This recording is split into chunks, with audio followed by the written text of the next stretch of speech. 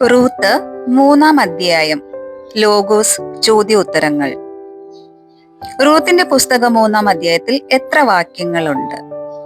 ഉത്തരം 18. റൂത്തിന്റെ പുസ്തകം മൂന്നാം അധ്യായത്തിന്റെ ശീർഷകം ഏത്? ഉത്തരം ബോവാസിന്റെ മെതിക്കളത്തിൽ.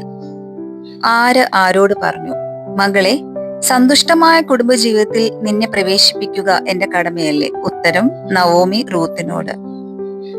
റൂത്ത് ആരുടെ ദാസികളുമൊത്താണ് ജോലി ചെയ്യുന്നത്? ഉത്തരം ബോവാസിന്റെ.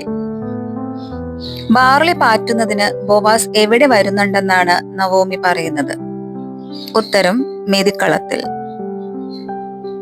എങ്ങനെ മെതിക്കളത്തിൽ ചെല്ലാനാണ് റൂത്തിനോട് നവോമി പറയുന്നത്? ഉത്തരം കുളിച്ച് തൈലം പൂശി ഏറ്റവും നല്ല വസ്ത്രം ധരിച്ച്.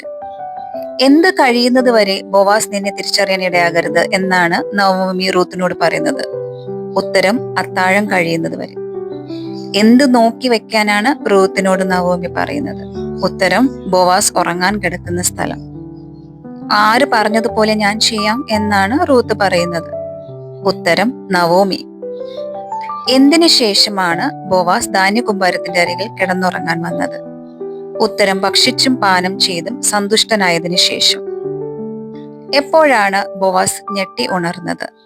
ഉത്തരം അർദ്ധരാത്രിയിൽ. ബോവാസ് അർദ്ധരാത്രിയിൽ ഞെട്ടി ഉണരാൻ കാരണം എന്താണ്? ഉത്തരം കാൽക്കൽ ഒരു സ്ത്രീ കിടക്കുന്നതിനാൽ.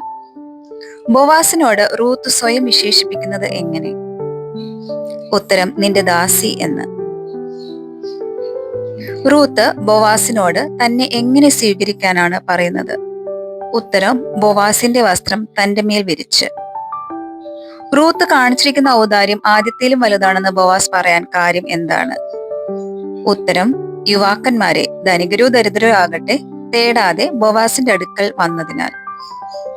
റൂത്ത് എങ്ങനെയുള്ള സ്ത്രീയാണെന്ന് നഗരത്തിലെ പരിചയക്കാർക്ക് എല്ലാം അറിയാം എന്നാണ് ബോവാസ് പറയുന്നത്? ഉത്തരം ഉത്തമ സ്ത്രീ. ഏത് സമയം വരെ ഇവിടെ കിടന്നുകൊള്ളുക എന്നാണ് ബോവാസ് റൂത്തിനോട് പറയുന്നത്? ഉത്തരം പ്രഭാതം വരെ. ബോവാസ് റൂത്തിനോട് ആരും അറിയരുത് എന്ന് പറഞ്ഞ കാര്യം എന്താണ്?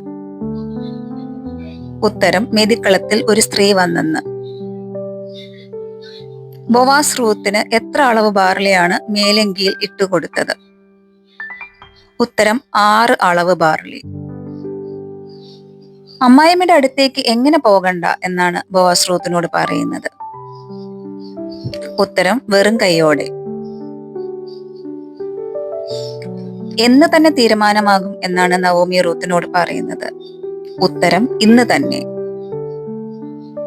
ദൈവം നിങ്ങളെ അനുഗ്രഹിക്കട്ടെ.